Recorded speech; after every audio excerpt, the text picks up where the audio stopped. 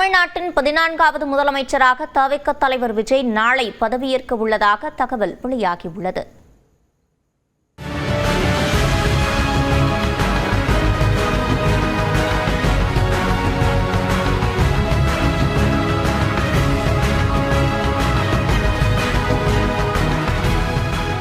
தமிழ்நாடு சட்டப்பேரவை தேர்தலில் 108 இடங்களை கைப்பற்றி தவிக தனிப்பெரும் கட்சியாக உருவெடுத்துள்ளது. எனினும் ஆட்சி அமைக்க 11 இடங்கள் தேவைப்படும் நிலையில் அரசியல் கட்சிகளிடம் பேச்சுவார்த்தை நடத்தி வருகிறது. இருப்பினும் ஆட்சி அமைக்க உரிமை கோரி இன்று சந்திக்க நேரம் கேட்டு தமிழ்நாடு பொறுப்பு ஆளுநர் ராஜேந்திர விஸ்வநாத் அர்லேக்கருக்கு தவிக தலைவர் விஜய் கடிதம் எழுதியுள்ளார். அக்கடிதத்தில் ஆட்சி அமைக்க அழைத்தால் அடுத்த 2 வாரங்களில் சட்டப்பேரவையில் பெரும்பான்மையை நிரூபிப்பதாக விஜய் குறிப்பிட்டதாகவும் தகவல் வெளியாகியுள்ளது. இதைத் தொடர்ந்து சென்னை பட்டினப்பாக்கத்தில் உள்ள முகாம் அலுவலகத்திற்கு சென்ற தவிக தலைவர் விஜய்க்கு விசில் அடித்து கைதட்டியும் தொண்டர்கள் உற்சாக வரவேற்பளித்தனர்.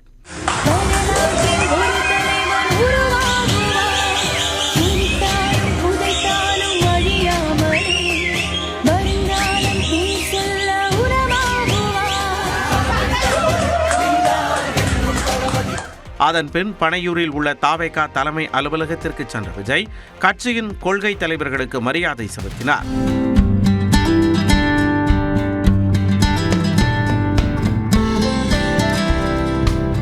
தொடர்ந்து பனையூர் அலுவலகத்தில் தவிக சட்டமன்ற உறுப்பினர்கள் ஆலோசனை கூட்டம் நடைபெற்றது. ஏறத்தாழ 3 மணி நேரம் நடந்த ஆலோசனை கூட்டத்தில் தவிக சட்டமன்ற குழு தலைவராக விஜய் தேர்வு செய்யப்பட்டார். மேலும் விஜய் முதலமைச்சராக பதவியேற்க ஆதரவு தெரிவித்து சட்டமன்ற உறுப்பினர்கள் உறுதிமொழி பத்திரத்தில் கையெழுத்திட்டதாக தெரிவிக்கப்பட்டுள்ளது. இந்நிலையில் தமிழ்நாட்டின் 14வது முதலமைச்சராக விஜய் நாளை பதவியேற்க உள்ளதாக தகவல் வெளியாகியுள்ளது. சென்னை நேரு ஸ்டேடியத்தில் பதவியேற்பு விழாவை நடத்தவும் விஜயுடன் சேர்த்து 21 அமைச்சர்களும் பதவியேற்க திட்டமிட்டுள்ளதாகவும் தகவல் வெளியாகியுள்ளது. அமைச்சர்கள் தேர்வு தொடர்பாக பட்டினப்பாக்கம் இல்லத்திலும் முக்கிய நிர்வாகிகளுடன் விஜய் ஆலோசனை நடத்தினார். அதன்படி தவிக உத்தேச அமைச்சர்கள் பட்டியல் குறித்த தகவல் வெளியான நிலையில் என் ஆனந்த், அருண்ராஜ், செங்கோட்டையன், CTR நிர்மல்குமார், தமிழன் பார்த்திபன், சரவணன், முகமது பர்வேஸ், விஜய் சரவணன் ஆகியோரும் Kallanai, Vijayalakshmi, DK Prabhu, Balaji, Sathyabama, Rajmohan, JCT Prabhakar, VS Babu, Sampathkumar, Maria Wilson, Sabarinathan, Aadhav Arjuna ஆகியோரும் அமைச்சர் ஆவார்கள் என கூறப்படுகிறது. 118 MLAக்கள் தேவைப்படும் நிலையில் 108 இடங்களில் வென்றுள்ள தவிக ஆட்சி அமைக்க என்னென்ன வாய்ப்புகள் உள்ளன என இந்த தொகுப்பில் பார்க்கலாம்.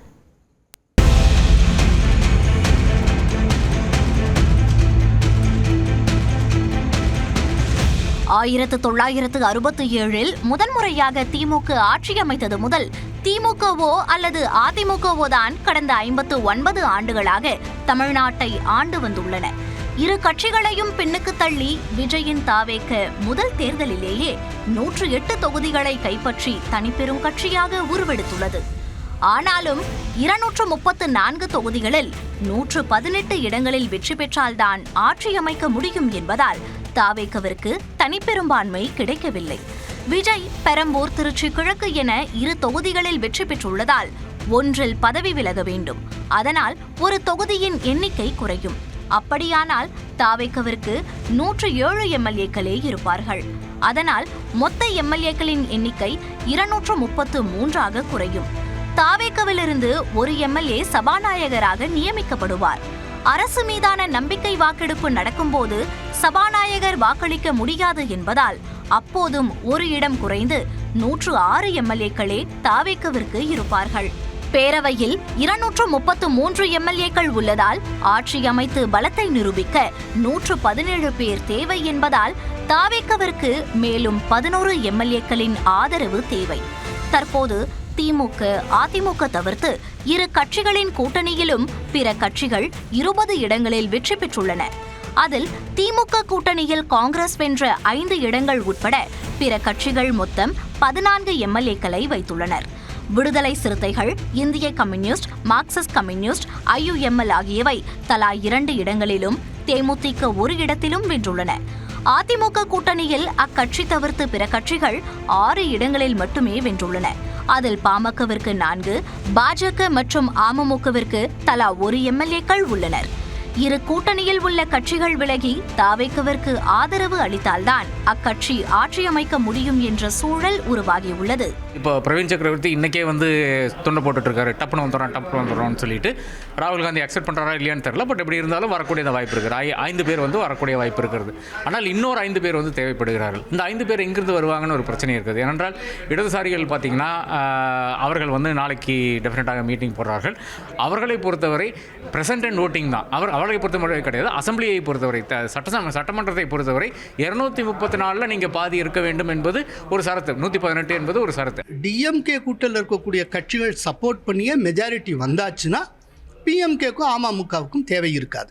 இப்போ அன்புமணி ராமதாஸ் இருக்கார், அவர் மேலே ஏற்கனவே சிபிஐ வழக்கெல்லாம் இருக்குது. அது ஒரு 15 வருஷமாக கோல்ட் ஸ்டோரேஜில் அப்படியே இருக்குது. அப்படிங்கிறப்போ அவர் போவாரா அப்படின்னு தெரியல. இப்போ காங்கிரஸ் ஒரு 5 பேரை சப்போர்ட் பண்ணி அவங்க உள்ளே போகிறாங்க அப்படின்னா காங்கிரஸ் நிச்சயமாக அதிகாரத்தில் பங்கு கேட்கும். அப்படிங்கிறப்போ அவங்களுக்கு அமைச்சரவையில் இடம் கொடுப்பாங்க, அதிகாரத்தில் பங்கு கொடுப்பாங்க. 1967க்கு பிறகு மீண்டும் காங்கிரஸ் அதிகாரத்துக்குள் நுழைகிறது தமிழகத்தில் அப்படின்னு அர்த்தம். தொங்கு சட்டப்பேரவை அமைந்துள்ள நிலையில் ஆளுநர் RV அர்லேகர் விஜய் ஆட்சி அமைக்க 2 வாய்ப்புகளை வழங்கக்கூடும். அதில் ஒன்று, தனிப்பெரும் கட்சி என்ற அடிப்படையில் விஜயை ஆட்சி அமைக்குமாறு கூறலாம். அப்படி செய்தால் விஜய் முதலமைச்சராக பொறுப்பேற்பார். பின்னர் குறிப்பிட்ட கால அவகாசத்தில் அவர் சட்டமன்றத்தில் பெரும்பான்மையை நிரூபிக்க வேண்டும். அவ்வாறின்றி தன்னை ஆதரிக்கும் பிற கட்சி உறுப்பினர்களின் கடிதங்களுடன் ஆளுநரை சந்தித்து ஆட்சி அமைக்க விஜய் உரிமை கோரலாம். 118 எம்எல்ஏக்களின் ஆதரவு கடிதத்தை ஆளுநரிடம் கொடுத்துவிட்டால் ஆட்சி அமைத்த பின் சட்டப்பேரவையில் பெரும்பான்மையை நிரூபிக்க வேண்டியதில்லை. ஒருவேளை தாவேக்காவால் ஆட்சி அமைக்க முடியாமல் போனால் குடியரசுத் தலைவர் ஆட்சியை ஆளுநர் அமல்படுத்த முடியும். அப்படி நடந்தால் அடுத்த 6 மாதங்கள் வரை ஆளுநரின் ஆட்சி தமிழ்நாட்டில் நடக்கக்கூடும். அதன்பின் 234 தொகுதிகளுக்கும் மீண்டும் தேர்தல் நடத்தப்படும். சட்டப்பேரவையில் கூட்டணி அமைக்காமலேயே வெளியிலிருந்து ஆதரவை பெறுவதன் மூலம் பெரும்பான்மையை தவேக நிரூபிக்கலாம் என்று தமிழ்நாடு ஆளுநர் பொறுப்பு வகிக்கும் ராஜேந்திர விஸ்வநாத் அர்லேக்கர் தெரிவித்துள்ளார். நியூஸ் 18 தொலைக்காட்சிக்கு தொலைபேசி வாயிலாக பேட்டியளித்த அவர் விஜயிடம் எத்தனை உறுப்பினர்களின் ஆதரவு இருக்கிறது என்பதை கேட்டிருப்பதாகவும் கூறினார். Particularly on the floor of the house, they have to prove that these so much people, that is at least 118 or more, are supporting the present government. That is the outside support. They may, outside support means while going from outside of the house, they can do anything. But in the house, they have to support the chief minister or the government. That's all. தொடர்ந்து 1 நிமிட செய்திகளை பார்க்கலாம். விஜயின் தாவேக்காவிற்கு ஆதரவு அளிப்பது குறித்து கட்சியின் தலைமை முடிவு செய்யும் என சிபிஐ மாநில செயலாளர் வீரபாண்டியன் தெரிவித்துள்ளார். தேர்தல் முடிவுகள் குறித்து திமுக தலைவர் மு.க. ஸ்டாலினுடன் ஆலோசனை நடத்திய பிறகு கூட்டாக செய்தியாளர்களை சந்தித்த அவர் இவ்வாறு கூறினார். நீங்க கூட்டணி கட்சிக்கு ஆதரவு தரலனா அடுத்த இடம் அதிமுக பக்கம் தான் போகும். அதை தடுப்பதற்கு நீங்க ஏதாவது முன்னெடுப்பு எடுப்பீங்களா? இந்த கேள்விகள் குறித்து எல்லாம் கட்சியினுடைய தலைமை சிந்திக்கும். கட்சி ஒரு நல்ல முடிவு எடுக்கும். கட்சியினுடைய முடிவு தான் எங்கள் முடிவு. விஜய் தனது நிலைப்பாட்டை கூறிய பின்பு மார்க்சிஸ்ட் கட்சியின் நிலைப்பாட்டை தெரிவிப்போம் என அக்கட்சியின் மாநில செயலாளர் சண்முகம் தெரிவித்துள்ளார். முதல்ல அவருடைய நிலைப்பாட்டை வெளிப்படுத்திட்டோம். அதுக்கப்புறம் தான் எங்க நிலைப்பாட்டை சொல்லலை. தேவைப்படுற அவருடைய நிலைப்பாட்டை வெளிப்படையா சொல்லாத நிலையில சிபிஎம் நிலைப்பாட்டை எப்படி கேக்குறீங்க? இதேபோன்று தாவேக்காவிற்கு ஆதரவு அளிப்பது குறித்து இதுவரை சிந்திக்கவில்லை என விசிக தலைவர் திருமாவளவன் தெரிவித்துள்ளார். தாவேக்காவிற்கு பெரும்பான்மை என்பது இல்ல. விசிக கம்யூனிஸ்ட் கட்சியினுடைய முடிவு என்னவாக இருக்கும்? இது குறித்து இப்போது நீங்கள் எழுப்பிய கேள்வி குறித்து நாங்கள் இதுவரை எதுவும் சிந்திக்கவில்லை, முடிவெடுக்கவில்லை. பாஜக பலமடைய கூடாது என்ற திமுக கூட்டணியின் நோக்கத்தை நிறைவேற்றும் வகையில் தேர்தல் முடிவுகள் வந்துள்ளதாகவும் கூறினார். தாவேகாவுக்கும் எடப்பாடி பழனிசாமிக்கும் இடையே பேச்சுவார்த்தை நடைபெற்று வருவதாக லீமா ரோஸ் தெரிவித்துள்ளார். லாட்டரி அதிபர் மார்டினின் மனைவியும் தாவேகா முக்கிய நிர்வாகி ஆதவ் அர்ஜுனாவின் மாமியாருமான லீமா ரோஸ் லால்குடி தொகுதியில் அதிமுக சார்பில் போட்டியிட்டு வெற்றி பெற்றார். இந்த நிலையில் சென்னையில் எடப்பாடி பழனிசாமியை சந்தித்த பிறகு செய்தியாளர்களிடம் பேசிய லீமா ரோஸ் தாவேகா இபிஎஸ் இடையே பேச்சுவார்த்தை நடைபெறுகிறது என்றார். தாவேகாவுக்கும் நம்ம எடப்பாடி அண்ணனும் பேச்சுவார்த்தை நடந்துட்டு இருக்குது. நல்லபடியா பேச்சுவார்த்தை முடியும்னு நினைக்கிறேன். அண்ணன் எடப்பாடி அண்ணன் தான் ஆட்சி அமையும் கண்டிப்பா.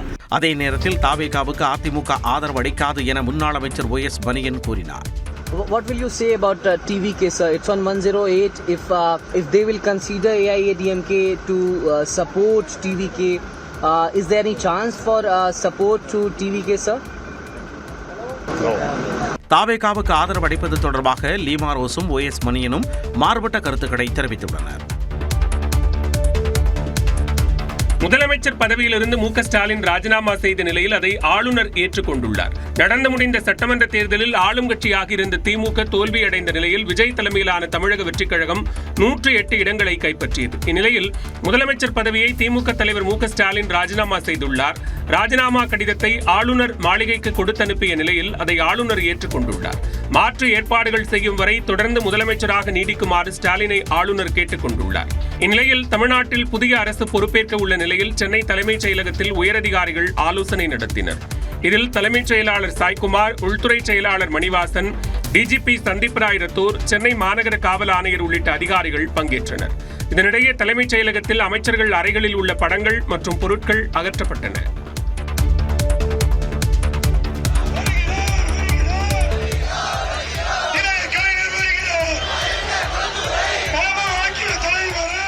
கொளத்தூர் தொகுதியில் நன்றி தெரிவிக்க சென்றபோது தொண்டர்கள் அழுத நிலையில் திமுக தலைவர் மு.க. ஸ்டாலின் அழ வேண்டாம் என ஆறுதல் தெரிவித்த காட்சிகளே இவை. தொகுதி வரையறைக்கு பின்பு உருவாக்கப்பட்ட கொளத்தூர் தொகுதியில் தொடர்ந்து 3 முறையாக வெற்றி பெற்றார் திமுக தலைவர் மு.க. ஸ்டாலின். இந்நிலையில் சட்டப்பேரவைத் தேர்தலில் கொளத்தூர் தொகுதியில் மீண்டும் போட்டியிட்ட ஸ்டாலின் தாவேகா வேட்பாளர் VS பாபுவிடம் தோல்வியடைந்தார். எனினும் தொகுதிக்கு நேரில் சென்ற அவர் மக்களுக்கு நன்றி தெரிவித்தார். அப்போது கண் கலங்கிய தொண்டர்களிடம் அழ வேண்டாம் என்றார்.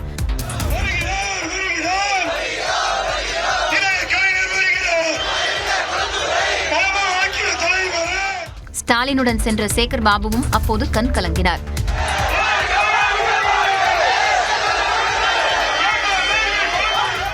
ஆயிரத்து 1984 ஆண்டு முதன்முறையாக 1000 விளக்கு சட்டப்பேரவைத் தேர்தலில் போட்டியிட்ட மு.க. ஸ்டாலின் தோல்வியை தழுவினார்.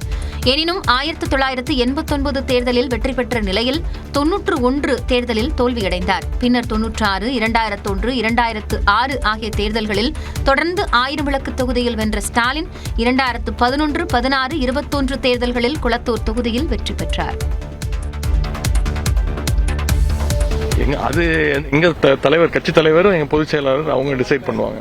எதிர்க்கட்சி தலைவராக பதவியேற்பீர்களா என்ற கேள்விக்கு திமுக இளைஞரணி செயலாளர் உதயநிதி ஸ்டாலின் அளித்த பதில்தான் இது. நடந்து முடிந்த சட்டப்பேரவை தேர்தலில் திமுக 54 இடங்களில் வெற்றி பெற்றது. உதயசூரியன் சின்னத்தில் போட்டியிட்ட திமுக கூட்டணி கட்சிகள் 5 இடங்களை பெற்றன.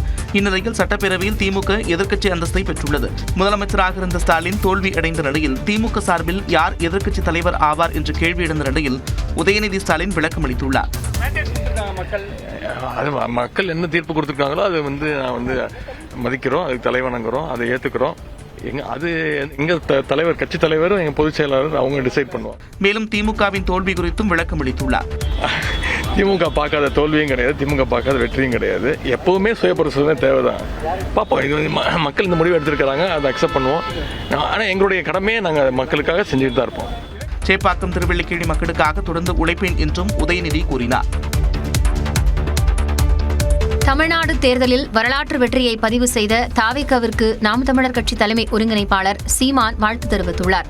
2024 வரை நடிகர் விஜய் அரசியலுக்கு வருவார் என்று யூகிக்கப்பட்ட போது தம்பி என பாசமாக பேசிக் கொண்டிருந்த சீமான் தாவேகா கட்சியை விஜய் தொடங்கி தனது கொள்கைகளை அறிவித்த பிறகு கடுமையாக விமர்சித்து வந்தார்.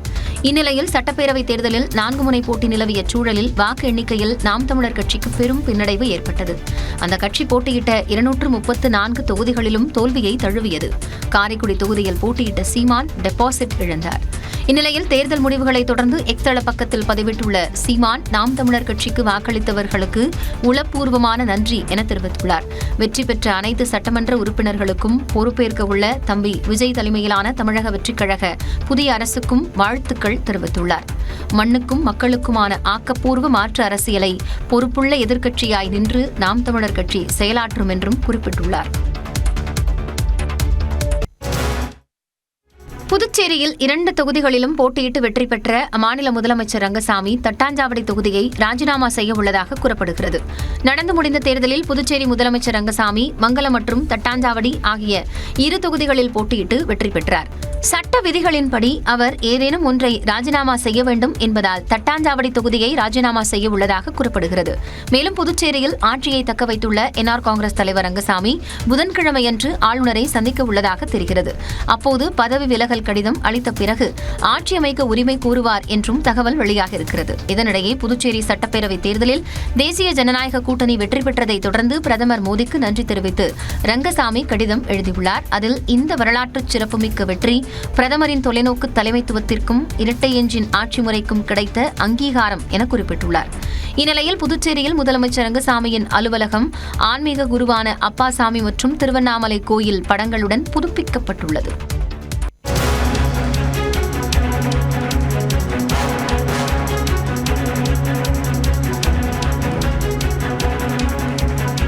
அண்மை செய்தியை பார்த்து வருகிறோம்.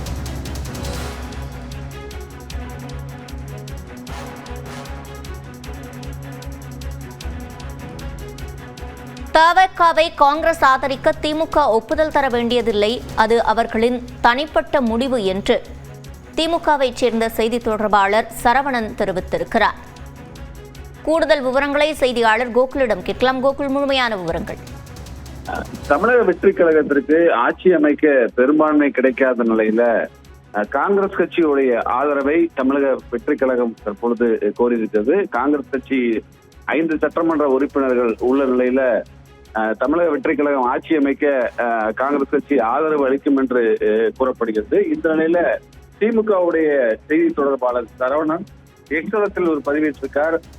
காங்கிரஸ் கட்சியுடைய இந்த முடிவை திமுக ஆதரிக்கவில்லை என்றும், இந்த முடிவு ஒரு ஒருதலை பட்சமான முடிவு என்றும், காங்கிரஸ் கட்சி முதுகில் குத்துபவர்கள் என்றும் சரவணன் ஒரு காட்டமான விமர்சனத்தை எக்ஸலத்தில் பதிவேற்றிருக்கார்.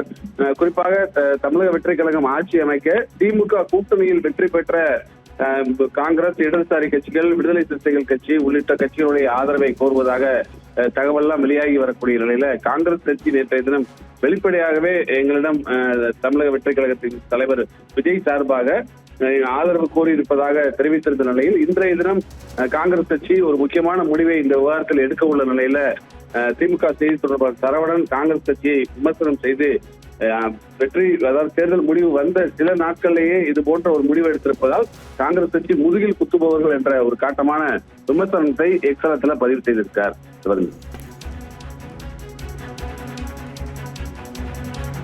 விவரங்களை வழங்கியமைக்கு நன்றி கோகுல்.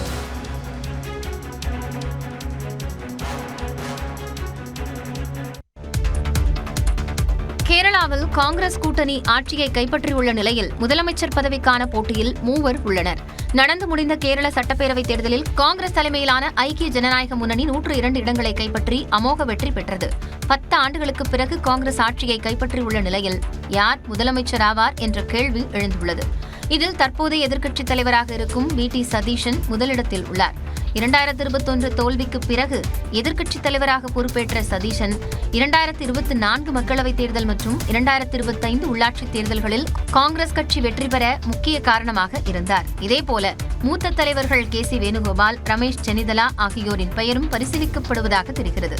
இதில் சதீஷன், ரமேஷ் சென்னிதலா ஆகியோர் எம்எல்ஏக்களாக உள்ள நிலையில் கே.சி. வேணுகோபால் மக்களவை உறுப்பினராக உள்ளார். மேற்குவங்க முதலமைச்சர் பதவியை ராஜினாமா செய்யப் போவதில்லை என மம்தா பானர்ஜி தெரிவித்துள்ளார். மேற்குவங்கத்தில் நடைபெற்ற சட்டப்பேரவைத் தேர்தலில் 3 முறை முதலமைச்சராக இருந்த மம்தா பானர்ஜியை வீழ்த்திய பாஜக ஆட்சியை கைப்பற்றியது. இந்நிலையில் செய்தியாளர்களை சந்தித்த மம்தா பானர்ஜி முதலமைச்சர் பதவியை ராஜினாமா செய்ய மாட்டேன் என்றார்.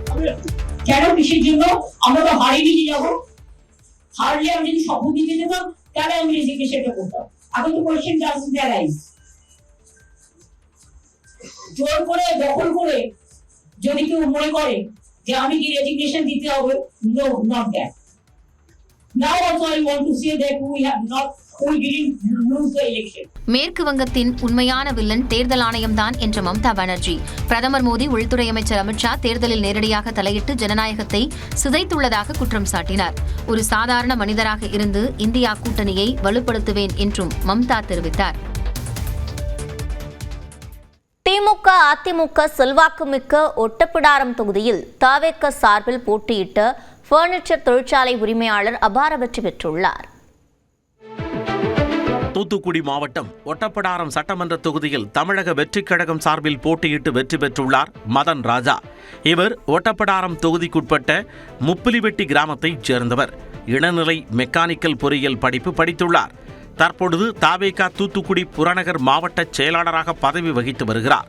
இவருடைய மனைவி ரேகா கோயமுத்தூர் அரசு பொறியியல் கல்லூரியில் உதவி பேராசிரியராக வேலை பார்த்து வருகிறார். மதன் ராஜா கோவையில் பள்ளிகளுக்கு மேஜை நாற்காலி செய்து கொடுக்கும் சிறிய அளவிலான தொழிற்சாலை வைத்து நடத்தி வருகிறார். ஆண்டிற்கு சுமார் 2 கோடி ரூபாய் வர்த்தகம் செய்வதாக கூறப்படும் இவர் புதிய தமிழகம், திமுக, அமமுக, நாம் தமிழர் என 5 முனை போட்டி நிலவிய ஒட்டப்பிடாரம் தொகுதியில் 81,628 வாக்குகள் பெற்று 29,083 வாக்குகள் வித்தியாசத்தில் வெற்றி பெற்றுள்ளார். 1962ஆம் ஆண்டு முதல் இப்பகுதி ஒரு பன்முக அரசியல் வரலாற்றை கண்டுள்ளது. இங்கு அதிமுக வேட்பாளர்கள் 4 முறையும், காங்கிரஸ் மற்றும் திமுக வேட்பாளர்கள் தலா 3 முறையும் வெற்றி பெற்றுள்ளனர். இந்த தேர்தலில் பெரிய அளவில் அரசியல் பின்புலம் எதுவும் இன்றி மதன் ராஜா வெற்றி பெற்றுள்ளது கவனம் பெற்றுள்ளது. தொடர்ந்து விரைவுச் செய்திகளை பார்க்கலாம். திண்டுக்கல்லில் நகர்ப்பகுதி மற்றும் சுற்றுவட்டாரங்களில் 1 மணி நேரத்திற்கும் மேலாக கனமழை கொட்டி தீர்த்தது. திண்டுக்கல் கரூர் சாலையில் அமைந்துள்ள ரயில்வே சுரங்கப்பாதையில் மழைநீர் தேங்கியதால் இருசக்கர வாகனங்கள், ஆட்டோ, கார், பேருந்து உள்ளிட்டவை சிக்கிக் கொண்டன. இதனால் வாகன ஓட்டிகளும் பொதுமக்களும் கடும் அவதிக்கு உள்ளாகினர்.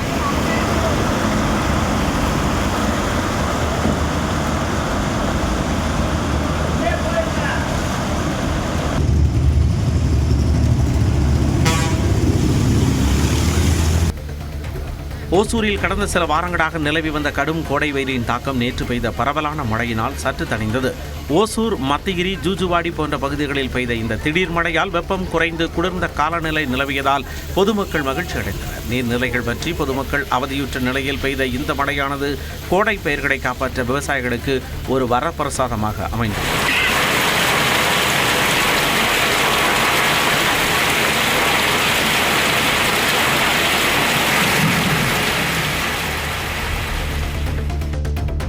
திண்டுக்கல் பொன்னகரம் பகுதியில் தவேகவின் தேர்தல் வெற்றியை பட்டாசு வெடித்து இனிப்புகள் வழங்கி ஆட்டம் பாட்டத்துடன் தவேகவினர் கொண்டாடி மகிழ்ந்தனர். 100க்கும் மேற்பட்ட ஆண்கள், பெண்கள் என பொன்னகரம் பகுதியில் தாரை தப்பட்டைகள் அடித்து ஆட்டம் பாட்டங்களுடன் பட்டாசு வெடித்து தேர்தல் வெற்றியை கொண்டாடினர்.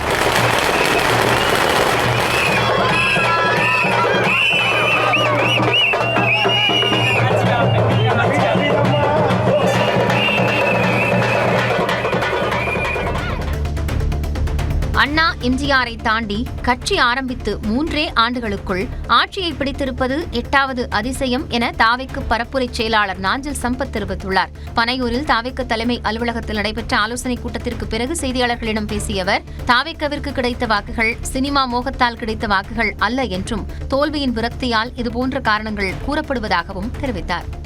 இன்னும் 11 இடங்கள் தேவைப்படுகிறது. அதுக்கான பேச்சுவார்த்தை அப்படிங்கிறது பாமக உள்ளிட்ட காங்கிரஸ் உள்ளிட்ட கட்சிகளுடன் எது பேச்சுவார்த்தை அப்படிங்கிறது தொடங்கி இருக்குதா? என்ன பண்ணி இல்ல அது தலைவர் முடிவெடுப்பாரு. அது எங்கள் தலைவர் முதலமைச்சர் ஆக போற 2 நாள்ல. மதுரை சித்திரை திருவிழாவின் வைகை ஆற்றில் அழகர் இறங்கிய பிறகு பல்வேறு மண்டக படிகளில் எழுந்தருளி மீண்டும் அழகர் திருமாலிருஞ்சோலை இருப்பிடம் சேர்ந்தார். மே 1ஆம் தேதி அழகர் வைகை ஆற்றில் இறங்கினார். பிறகு ராமநாதபுரம் மன்னர் சேதுபதி மண்டபத்திலிருந்து பூ பல்லக்கில் எழுந்தருளி திருமாலிருஞ்சோலை நோக்கி சென்று இருப்பிடம் சேர்ந்தார். அப்போது ஆயிரக்கணக்கான பக்தர்கள் கோவிந்தா கோவிந்தா என்ற முழக்கத்துடன் பூக்களை தூவி வரவேற்றனர்.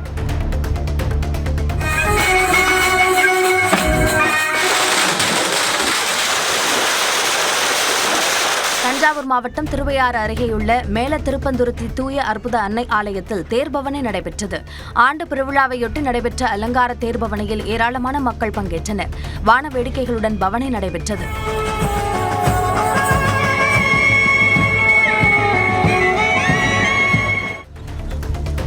புதுக்கோட்டை மாவட்டம் வல்லத்திராக்கோட்டையில் தர்மர் திரௌபதி அம்பாள் கோயில் சித்திரை திருவிழாவை முன்னிட்டு மாட்டுவண்டி எல்கை பந்தய போட்டி வெகு விமர்சையாக நடைபெற்றது. எல்லைக்கோட்டிலிருந்து சாரதிகள் மாட்டுவண்டிகளை போட்டி போட்டுக் கொண்டு ஓட்டிச் சென்றனர். புதுக்கோட்டை அறந்தாங்கி சாலையில் இருபுறமும் நின்ற பொதுமக்கள் போட்டியை கண்டு ரசித்தனர். மேலும் இந்த மாட்டுவண்டி போட்டியில் வெற்றி பெற்ற மாட்டின் உரிமையாளர்களுக்கு ரொக்கப்பணம் பரிசாக வழங்கப்பட்டன.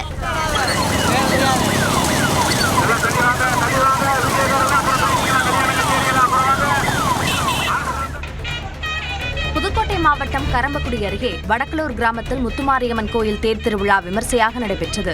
இதில் சுற்றுவட்டார கிராமங்களிலிருந்து 1000க்கும் மேற்பட்ட பக்தர்கள் கலந்து கொண்டு ஓம் சக்தி பராசக்தி என்ற முழக்கத்தோடு தேரை வடம் பிடித்து இழுத்து வழிபாடு நடத்தினர்.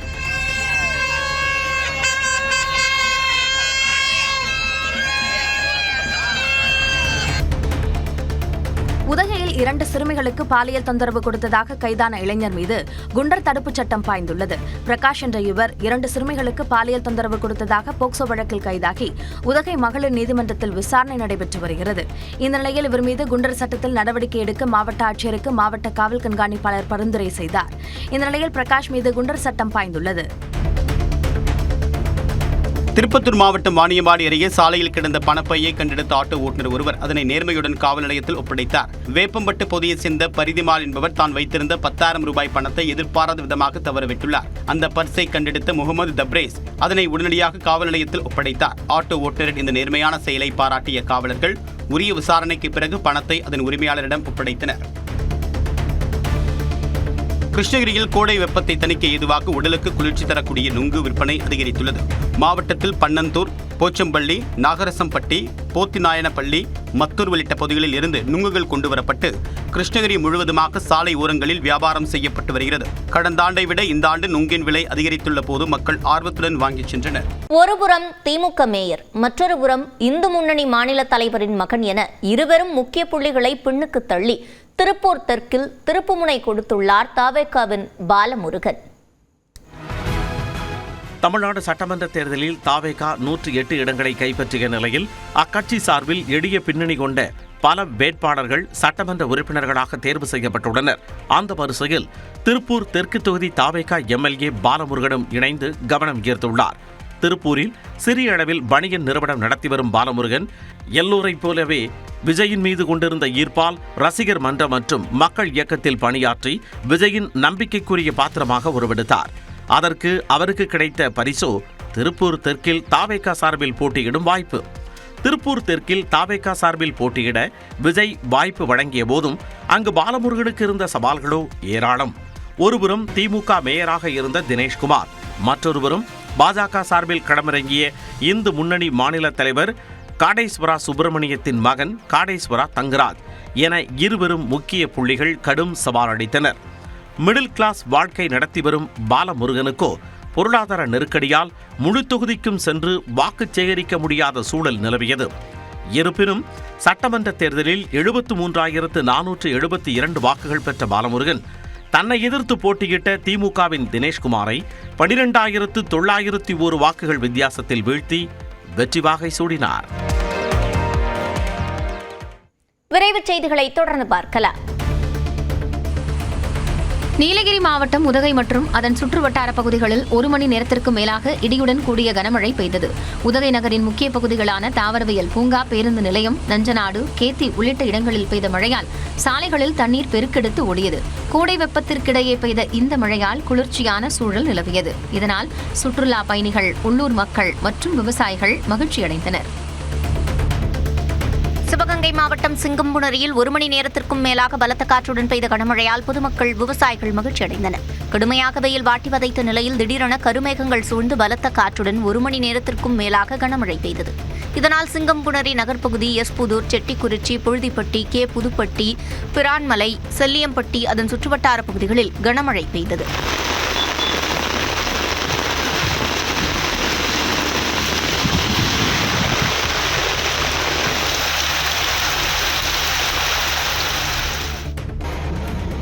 சேலம் அஸ்தம்பட்டி மாரியம்மன் கோயில் சித்திரை திருவிழாவை முன்னிட்டு பால்குட ஊர்வலம் விமர்சையாக நடைபெற்றது.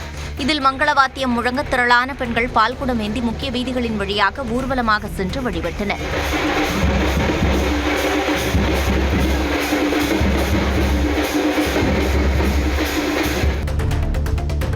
திருச்சி மாவட்டம் அந்தநல்லூரை அடுத்த முருங்கப்பேட்டை குடியிருப்பு பகுதியில் புகுந்த 10 அடி நீள முதலையால் பெரும் பரபரப்பு ஏற்பட்டது.